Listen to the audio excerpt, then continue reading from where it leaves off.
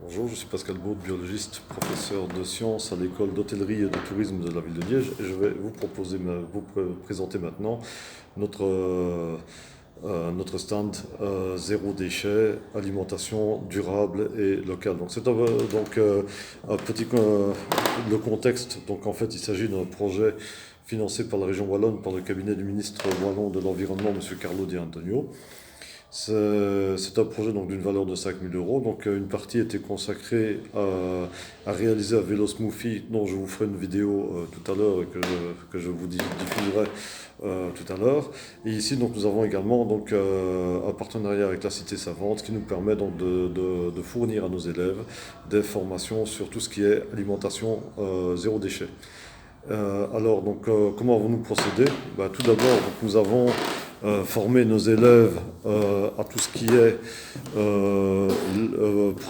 petits producteurs locaux. Donc, ils ont eu l'occasion de rencontrer ils ont eu l'occasion de visiter des maraîchers ici dans la bio, dans la région de Liège.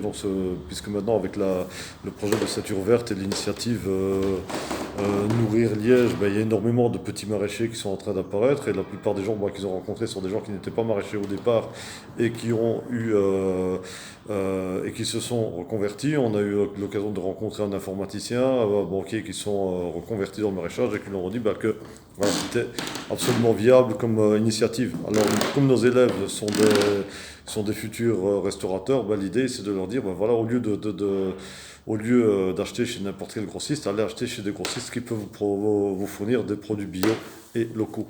Alors, dans ce cadre, nous leur avons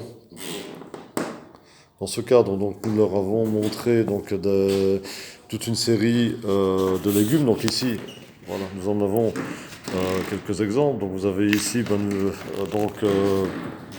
par exemple, nous avons ici des betteraves rouges.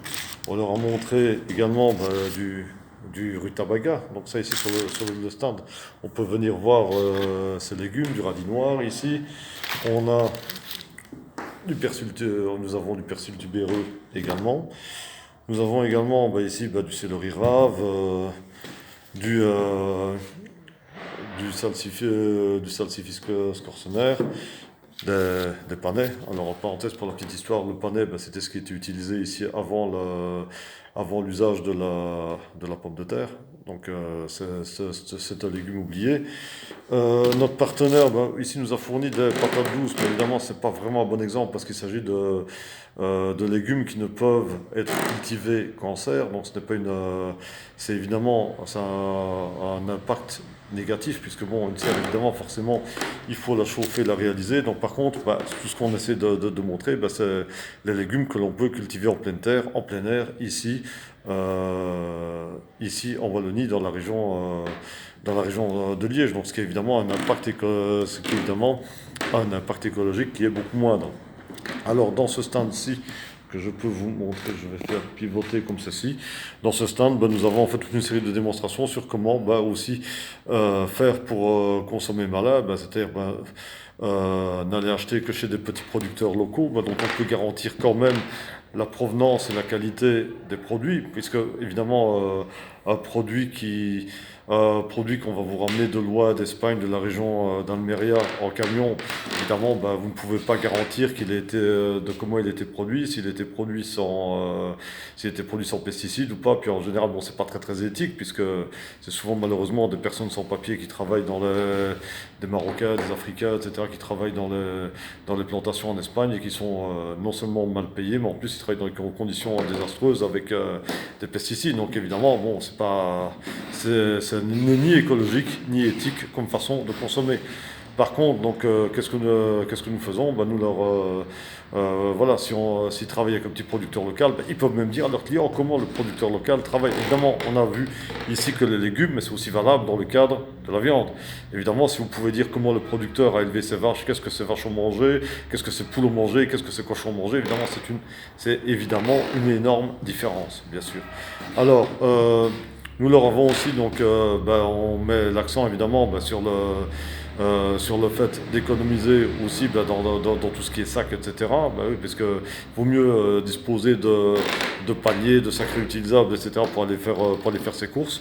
Et surtout, nous sommes en train les élèves suivent des ateliers en ce moment qui leur permettent d'utiliser la totalité du légume. Bah, par exemple, on leur explique comment faire des pestos de fans de carottes. Donc le fan, c'est les feuilles vertes des carottes. Comment faire des chips avec des épluchures de pommes de terre. Comment récupérer comment même congeler des restes et s'en servir comme sauce. Faire de poudre de tomate. Comment faire de bouillon avec les os de poulet. Récupérer les carapaces des crustacés pour faire euh, euh, du bisque de crustacés. Donc voilà, donc on est en train de leur expliquer ça, comment utiliser tout évidemment au maximum. Évidemment, surtout, ce qu'il faut dire, c'est qu'il faut aussi euh, limiter sa consommation. Donc tout ce qui est, on va dire, donc tout ce qui est simplicité volontaire est quand même très très important. Évidemment au niveau des ménages, mais il faut évidemment acheter que ce qu'on va acheter frais, que ce qu'on va consommer prochainement évidemment. Ce qui permet quand même de ne pas gaspiller et de ne pas jeter.